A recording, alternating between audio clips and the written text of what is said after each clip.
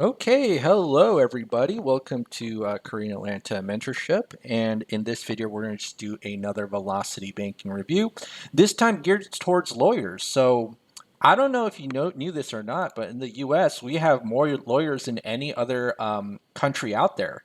In fact, the ratio of lawyers to population is quite insane in the US. I forgot what the number was, but like most countries, I don't think law is that prestigious of a field compared into the US. And one of the reasons why so many people want to become lawyers is because of media. So if you look at the most streamed shows, so this is an article from the BBC of 2023 last year. Suits, which is a legal drama, is was record breaking. A lot of people are watching Suits. It's a legal drama that I've never watched in my life. Suits, the legal hit drama, sets a new U.S. streaming record after enjoying resurgence in popularity in 2023. And apparently, it's a very old show, relatively old show, but people are interested in becoming lawyers. It's a high status, relatively high paying job, right? In fact, I was looking at the average income right here for the lawyer and said, $176,000 according to U.S. Bureau of Labor Statistics. For today's demonstration, I'm just going to use $130,000 income. But here's the thing, right? Here's the dark side of becoming a lawyer, right? The quote dark side is that a lot of them struggle with debt because in law school and in medical school and in any other school that is supposedly a gateway to high income, there's a lot of debt, right? And they don't teach you how to manage your finances. They don't teach you anywhere in any school how to manage your finances, right? Like I went to college, not a single class about how lines of credit, banking works, just yeah, understanding very basic banking products. Never was taught that, okay? But lawyers do struggle with financial debt. So this is kind of like a velocity banking training geared towards lawyers and people in the legal industry, or people who want to be lawyers, right? So how do we know this is a problem? Plenty of articles about there about how a lot of law school students, graduates struggle with debt because the cost of a law school education is more than $100,000, right? So that's kind of a hefty price tag. And if you don't graduate, it's like, whoa, like that's a lot of money just to be, drop out of a career that you're never going to be, let's say, part of or enter in the labor market as a lawyer. Okay, so let's just ask ChatGPT this: do most lawyers struggle with law school debt? Okay, and let's go ahead and see the answer.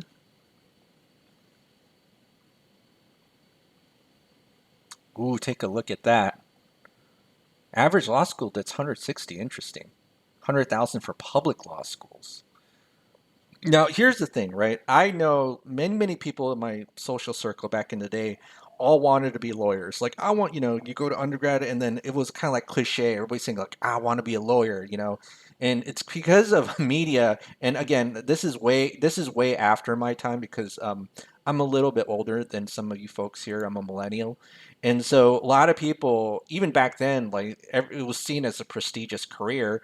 And for some reason, nobody really cared about the debt. I don't know why, but it's just, oh, it's just going to work out, even though we were part of the generation that got affected by the 2008 housing crash. You know what I mean? So let's go ahead and play the response by ChatGPT. Yes, many lawyers struggle with law school debt. The high cost of law school in the United States, coupled with the interest rates on student loans, often results in significant financial burdens for new attorneys. Here are some insights. Law school costs are high. The average law school debt is approximately $160,000 for those who graduate from private law schools and around $100,000 for public law schools. Tuition, fees, books, and living expenses during the 3 years of law school contribute to this debt. 2. Interest accumulates quickly. Many law students rely on federal Grad Plus loans or private loans, which often have higher interest rates than undergraduate loans. Interest accrual during school and periods of deferment can significantly increase the total amount owed. 3. Disparities in starting salaries.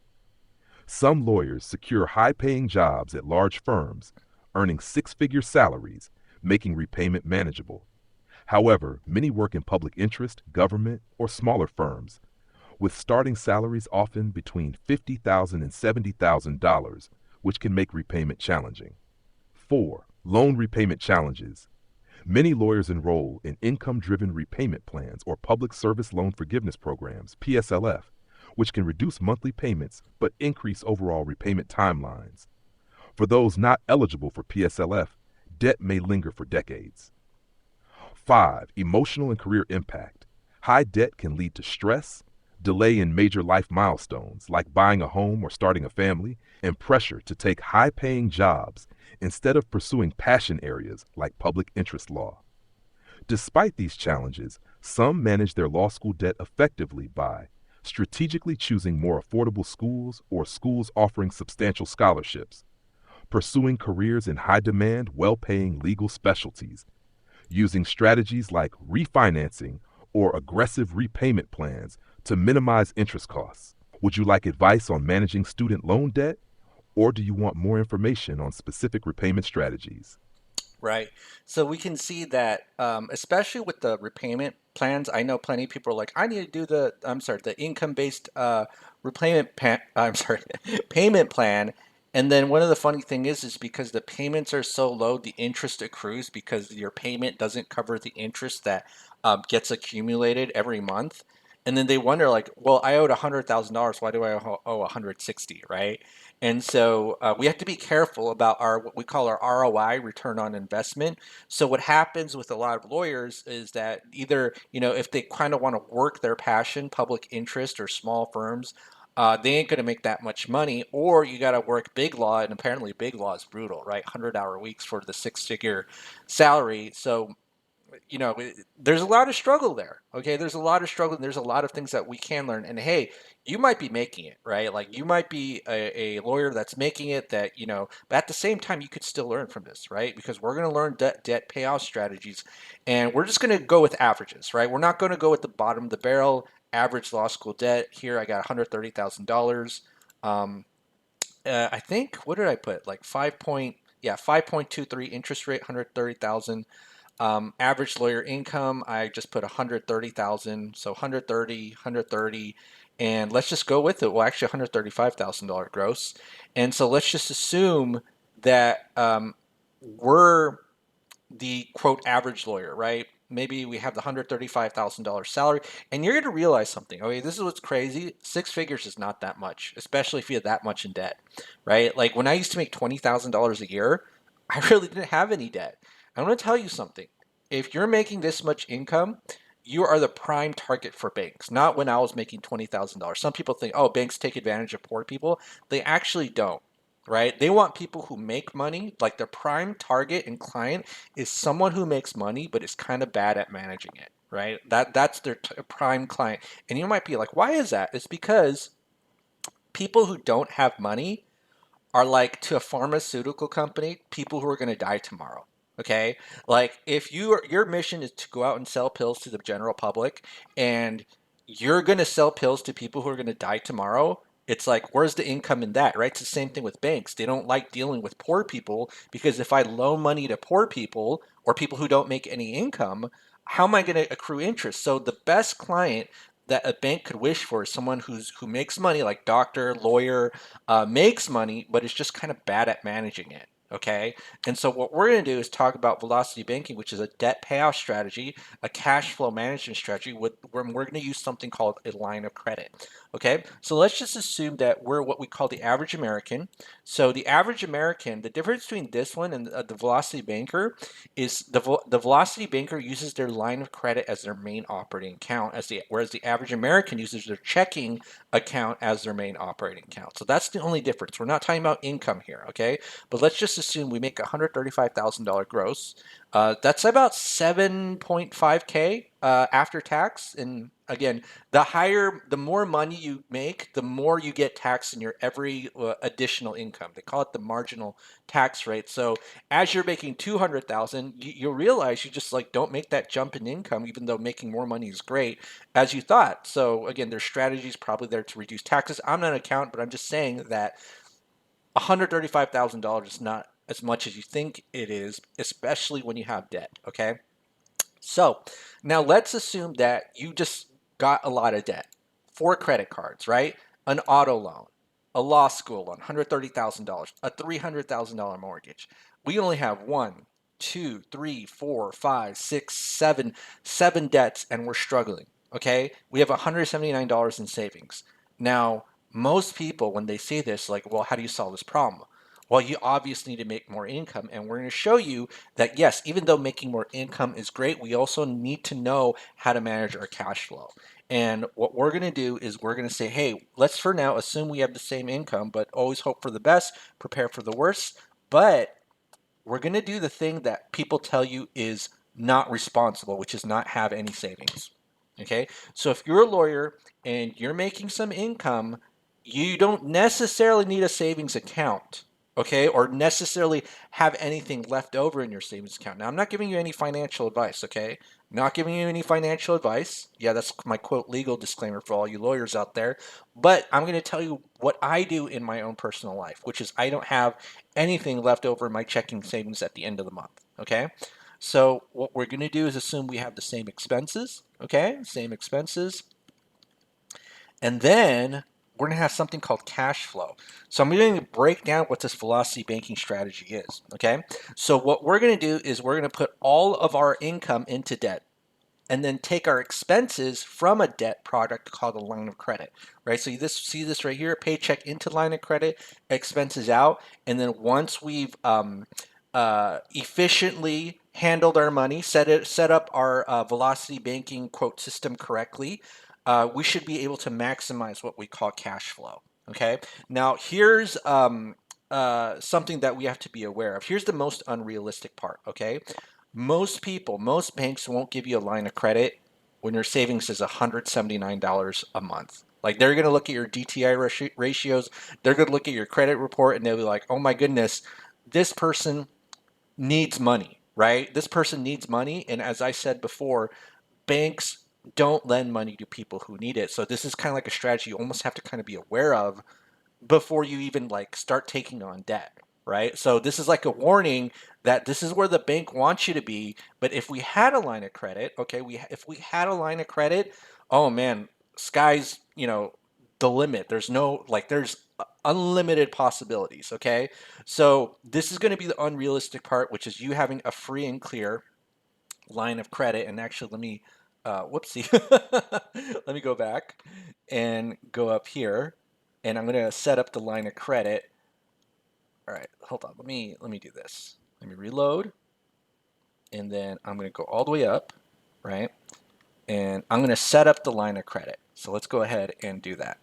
All right, so now let's assume that we have access to a $150,000 line of credit, and you might be asking, what's a line of credit? Well, all it is a financial tool where you could borrow money, pay it back, and use it over and over again. So with a loan, the thing that makes loans hard to manage is that if you decide that you're ever going to overpay a loan, you don't get that money back. I mean, let's say that in this case, I had $179 of savings, and I thought the responsible thing was to overpay, let's say, my law school, my $179 of savings. Now, if you ever need that $179 of savings, can you get it back when you overpay your law school loan? Probably not, right? But the beauty of the line of credit is that it's such a powerful debt management tool because when you overpay for things, right, you can always get that money back. Now, we're not going to always try to get that money back because we're trying to pay it down with what we call our cash flow. But if we ever have emergencies, we have, your car breaks down, we can easily get that money from a line of credit, right? That's the beauty of the strategy. That's what makes it so easy to pay off our debt and to dump all of our paycheck into debt, right? All velocity banking is dumping your entire paycheck into debt, not having any savings with the help of a line of credit. The line of credit's not the main star. The line of credit is the tool to get you there, right? But that's what makes it all work, just because when we overpay loans, it's just a one-way street, right? So let me go ahead and show you example of my line of credit. Okay, so you see this right here. This is my $280,000 home equity line of credit, right? If you just have something called home equity, you could just put it as collateral to the bank, and the bank's like, well, sure, I'll lend you, I'll give you kind of like a huge credit card, 80% of your home equity. And if you don't know what home equity is, all it is your home value minus any loans you have. And because I paid off my loan, my mortgage in less than 3 years. It's just like, all right, I'll get a home equity line of credit in case you know, I need the money. And here's the other thing, I don't need the money, right? And that's why banks will lend to me, because banks don't lend money to people who need it. And you want to be a lawyer who doesn't need any money. And somehow the money will come to you. It's really ironic. That's how life works, right? The less you need the money will come to you. I don't know why that's how it works, but that's just how life works, right? So I have a $280,000 home equity line of credit, and if I combine all the limits of my line of credit, it's $527,000. So me doing real estate, the reason I have so much credit is because it's so much easier to manage your cash flow, right? Like if I have a $10,000 roof that I need to pay for, swipe a card, paid for, and then I could just pay off the debt quickly using all my cash flow. Okay, so let me just kind of go back here, and let's just assume that we have access to a $150,000 line of credit at 8%, home equity line of credit. Now, again, like I said, you having a free and clear line of credit is unrealistic, or obtaining one at this point is unrealistic. So you got to get it before you need it. But in fact, I actually did a live stream, 99 cents, okay? 99 cents for YouTube channel members, where somebody had sent in their numbers, 22 debts, and only like $4 left over. It was crazy. And luckily, this person got a line of credit, probably at a point where it was never needed, but because we did something that the banks want us to do, which is segregate our income, right? Income comes in, expenses go out, and look at this. We have all these debts, so your income is split into 7 or 8 debts. That's how the banks make money, when your income is split. And so what happened is, because our income is segregated, we used the line of credit in a wrong way, which was maxed out when we did our live stream for 99 cents. So if you're interested in that, I would recommend joining the YouTube channel as a member for 99 cents to have access to a insane situation of having 22 debts and only $4 left over, right? And we it was actually a situation where we made less money than this. It was crazy. Okay, so let me go ahead and do this. One of the most important things when it comes to velocity banking is knowing which debts to move to the line of credit to maximize our cash flow, right? And the easiest way to figure it out is using something called the cash flow index, okay? So if I just do a Google search on cash flow index, you could do it too. You could see that there's just a formula where I take the loan balance and divide by the minimum monthly payment. And the number, the resultant number gives you it means that the lower the number, that's the debt that you want to pay off quickly, because you can immediately recover cash flow. It's the easiest way. When I was doing that 22 debt payoff method, the person who had sent it to me already like did the cash flow index formula, so it was so easy to figure out which debts we should pay off first, right? So all it is, if you're going to use a cash flow index right here, is the balance divided by the payment. That's it. So if I'm going to do 5,000 divided by 175, right? And so you can see it's 28, and then 8,000 divided by 260, and so on and so forth. And if we do like the mortgage, right, 300,000 divided by 1264.81, we see that. And actually, let me format this a little bit better. Format cells, number. Okay, we see this number, so think of it as a ranking system, right? It's a very small number, and what we want to do is pay off the ones usually below 50, right? I like to see 20 and 30s and then move that into the line of credit first. But look at this number. We have a huge number, 237. So what does that mean? Well, it means that I should focus on paying off this one last. Why? Because I get the least bang for my buck when it comes to debt payoff. So, for example, if I pay these 2 credit cards, that's actually 12, a little bit more, I think a little bit like 1,300 bucks, right? So, if this is only about, I think, $42,000 of debt. So, would I pay off $42,000 to get of debt to get $1,300 of cash flow back, or would I pay $300,000 to only get $1,200 of cash flow back? So basically, it's about how much cash flow we get back for paying off the debt, and then we could use the additional cash flow to pay off the other debt. That's the easiest way to figure out, especially if you got like 10, 20 debts. That's when I really start to appreciate the cash flow index, because if you look at, 10, 20 debts, you're going to get overwhelmed. Okay, and that's really why most people can't pay off their debt or even look at their finances, is because they get overwhelmed, right? So we're just making it easy to figure out which debts to pay off. Now, cheat code, right? Just as a general cheat code, or which debts do you know which ones to pay off? It's usually the high interest rate credit cards and the short term loans. Like you see the buy now, pay laters. So if you ever see those loans, again, do the cash flow index method. But in general, because those cash flow indexes are such a low number, we know that we should move those into the line of credit. So let's go ahead and move all of these debts into the line of credit. So if we sum it up, I think this is $55,000 of debt. So what we're going to do is we're going to go to the bank's website, say, hey, I'm going to withdraw $55,000 from the line of credit, right? That's all you got to do. You click a button. Now, every bank is different. Some lines of credit. I have one that's only like $800 limit, which kind of makes me ashamed, but $800 limit. And they said you can't withdraw after 9 p.m. On the weekday, and you can't even withdraw on the weekend. It could only be within business hours. I was like, what? But then there are some lines of credit where it's like they'll just let you immediately withdraw everything you got. So just remember, every lender is different. You always got to ask some questions like, is there any restrictions? How much can I borrow? Do you have like any limits, daily limits? Some banks do, some banks don't. Every lender is different. So a lot of times you got to be like what I call the bank connoisseur, right? Like, you know how there's like people who are like foodies and stuff? I'm like a bankie, right? I just go to different banks, apply for different products, and then like just from experience, like I know like, oh, this bank is like pretty cool. Like they let me borrow all the money I want up to one day, no restrictions. And the other banks, like you could only withdraw $10,000 a day on your line of credit and a 10% interest rate. So every bank is different. Every credit union is different. Don't assume they're all the same. It's like going to McDonald's and say, hey, I've ordered fast food at McDonald's, so therefore I know what fast food is like at Wendy's and Burger King. That's not true. If you're a customer of Bank of America, you don't know what banking at Chase and Wells Fargo is like. It's very similar, but it's not exactly the same, right? So that's what I am. I'm not a foodie, I'm a banky, right? I just go to the banks and then, you know, as long as it makes sense in my overall strategy, I'll apply for a credit card or even a new checking account, right? If they require me to get a credit card.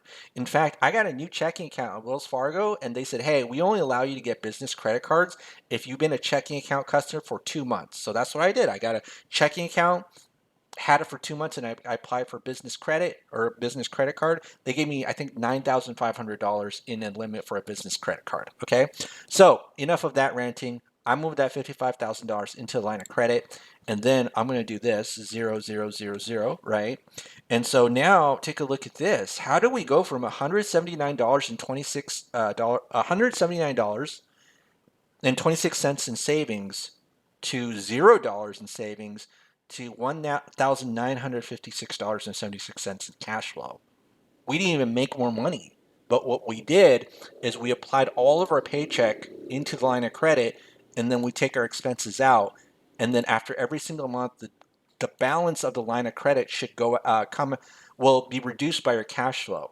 And you might be thinking, zero savings, that's insane. Hey, I'm going to show you what I do in real life. I'm not telling you that you need to do this. Again, legal disclaimer for all of you lawyers out there, but I'm going to show you what I do. You don't have to follow me. In fact, I'll be like, I'm an idiot. Don't listen to me, right? So if you take a look here, the beginning balance is $0. Money comes in, money comes out. It all goes into the line of credit. And then now I got zero after every single month, right? This is literally one of my checking account statements. If I see that I have like $1,000 or $2,000 in my checking account, I'm like, what am I doing with my life? You know, because that checking account is kind of like stale water. You know what happens to stale water? It just turns rotten and dirty. I'm either going to put my money into investing or paying off debt because that money is active money, right? It's doing something. Okay. Now, let me just go back here. So let's go ahead and do the actual strategy. So the next month, I'm going to show you what happens the next month. So the next month, what happens is that when our paycheck comes in, the balance of the line of credit will now be $4,778, right?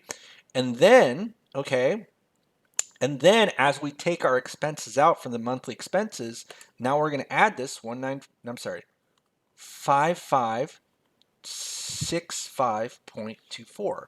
Okay, so now you can see that after about every single month, the cash flow is let's say the next month's balance plus the interest, okay? So what we're going to do is we're going to calculate the interest. So I'm going to just do this right here. So we're next month, right? So next month, to calculate the interest, we have to take the average daily balance, right? Average daily balance, that's how they calculate the interest in the line of credit, multiply by 0.08, and then divide by 12, right? So 8%, that's the annual interest rate. You divide by 12 to get the monthly interest rate, okay? And then what we're going to do is just copy and paste these formulas. And actually, I screwed up here because I put a fixed number, but let's just do this. I need to actually do the correct formula, so give me one moment. So to get the next month's balance, it's actually the previous month's balance, so G2 plus H2, which is previous month's interest minus our cash flow, 1956.76, right? That's our cash flow. And then now I'm going to go ahead and copy and paste. And then we see that the balance of the credit card debt is being reduced every single month by about $2,000. Now, again, $2,000 might not be that impressive, but listen, look where we start at, $180 of savings. $180. That's the struggle bus. If you're a lawyer and you're watching, TV shows like Suits and you're thinking, oh man, my life is going to be like in the legal dramas and you only got $179 of savings left, you're going to feel like you were deceived. And again, a lot of media is deceptive because, everything is for dramatic purposes. But,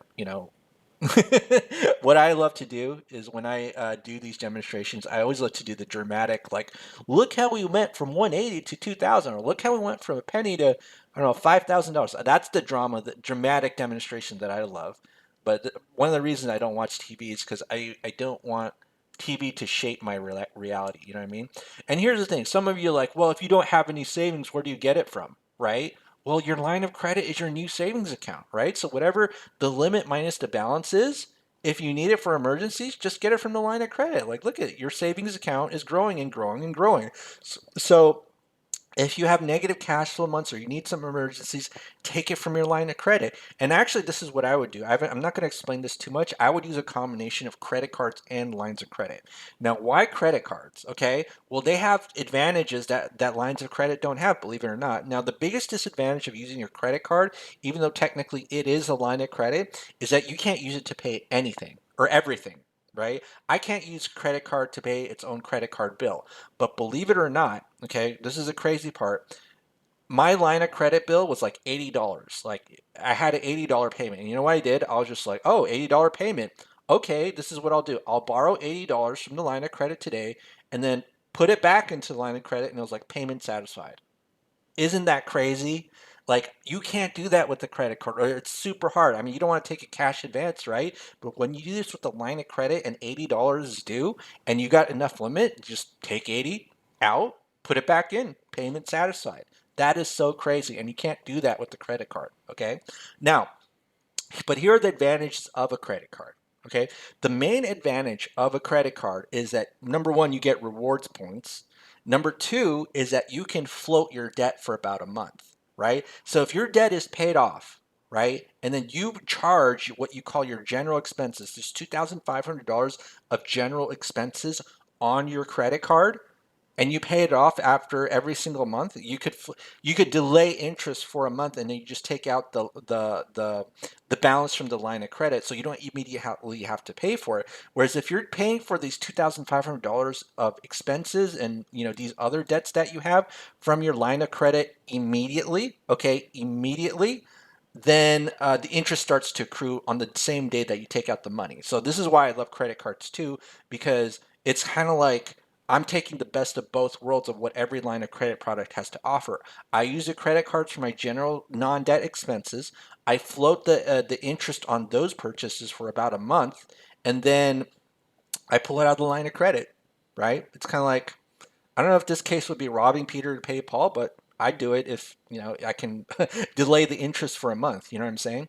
So let's go ahead and do that, and then we can see how long it takes us to pay off the debt, right? So let me kind of go in here and all right. So now we see it takes us about 32 months, okay? 32 months to pay off $55,000 of credit cards with $179 in savings in the beginning, right? So again, I'm kind of going with the worst case scenario, but I have had people send me, you won't even believe it. Like people are broke. Like, and again, maybe with this channel, I'm attracting the people who make money but are struggling with debt.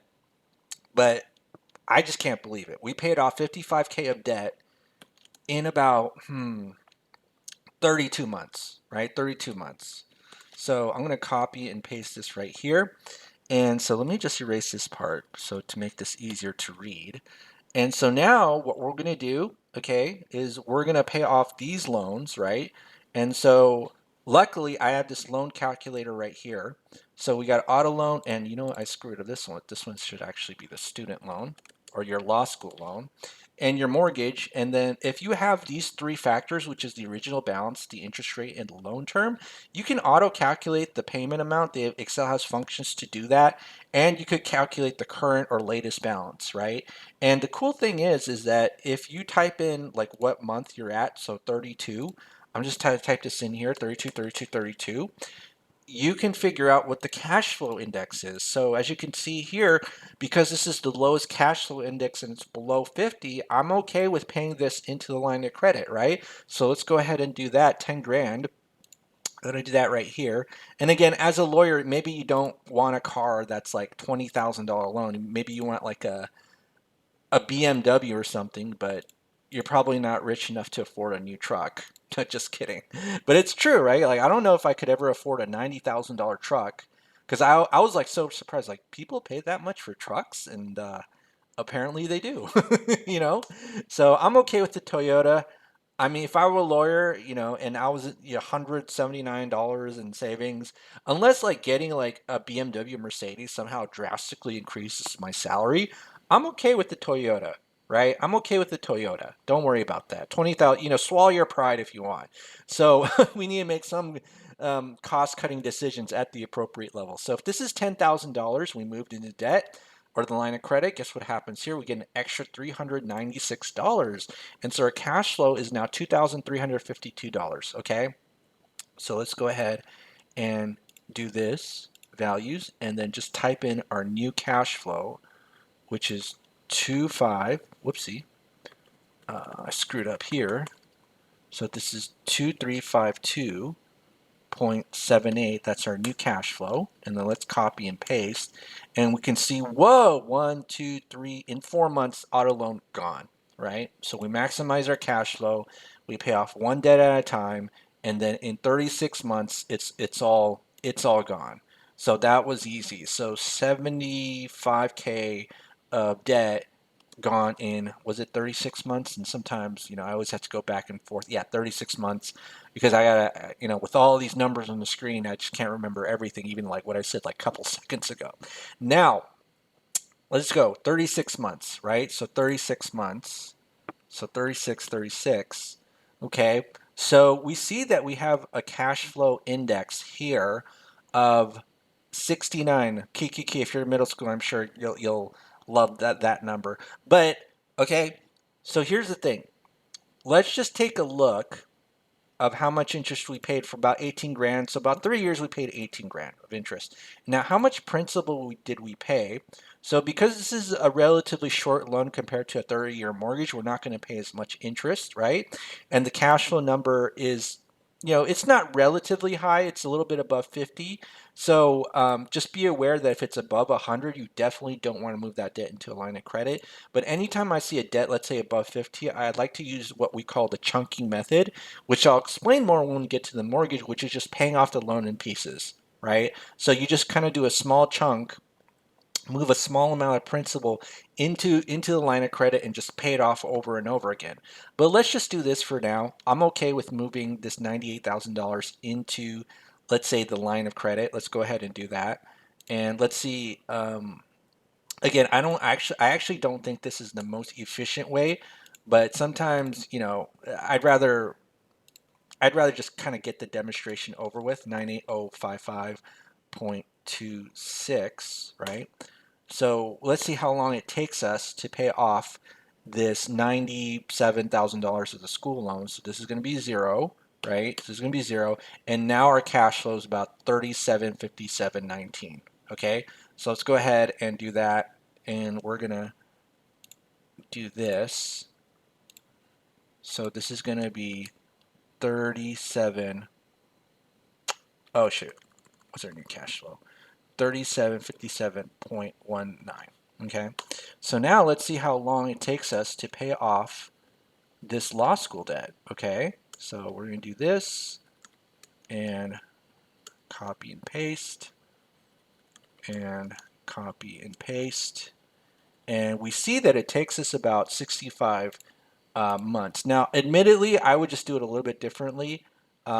Just kind of chop it up to pieces, but it's a little bit more harder to demonstrate that. But I'm going to demonstrate that the mortgage, right? So when it comes to loans that where the cash flow index is above 50, I'm actually not going to recommend this, but you could see even if we move the entire loan into the line of credit, it gets paid off relatively quickly. So 65 months. So let's just do this: 65 minus 36.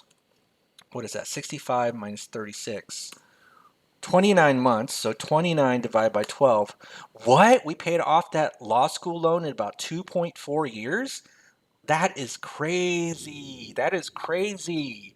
Whoa. You know how most lawyers are just struggling with their debt, and it's like, yeah, we're just struggling here. You know, they just charge us $100,000. Well, we paid it off in 2.4 years. Right? That was so simple. 2.4 years. Okay, I'll just go in 2.4 years of practice and then law school debt paid off. Now, all right, I'm cool. I'm cool. And then now, okay, so let's just kind of do this. So this is 65 months. So 130. So 75 plus 130.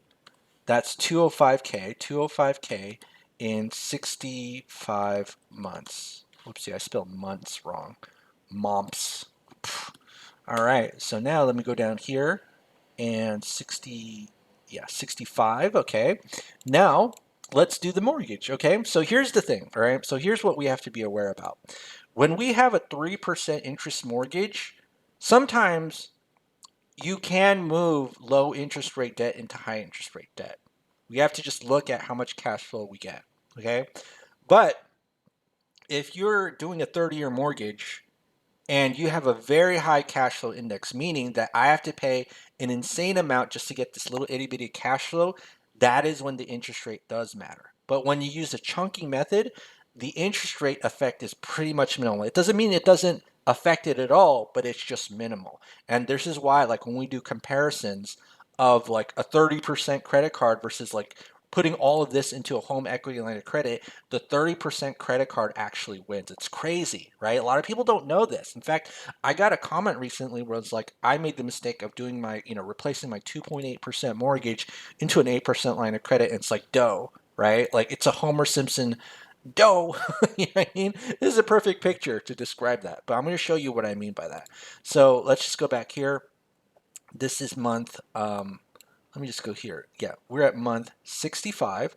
So now what we do is just we put 65 right here, month 65, and we see that we paid 45 grand in interest. So because we had to focus on paying the credit cards, the law school debt, now we focus on paying off the mortgage. And so now let's take a look here. So how much have we paid?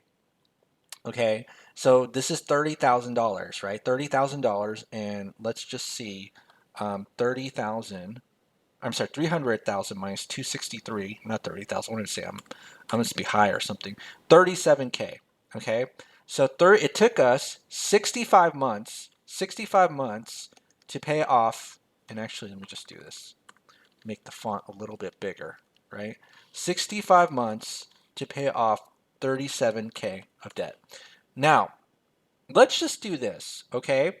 So let's just move a small amount of debt into the line of credit and see how long it takes us to pay off about $37,000, right? So let's just move 12K, okay? Well, I'm just going to pick an arbitrary number, right? So let's just do this. We're going to move, and actually, let me see. Yeah, we're going to move 12K of debt into the line of credit, okay? And look how fast we pay the 12K of debt. 1, 2, 3 months. And then let's do another chunk, 1, 2, 3 months. And then let's do another chunk of 1, 2, 3, 4 months, right?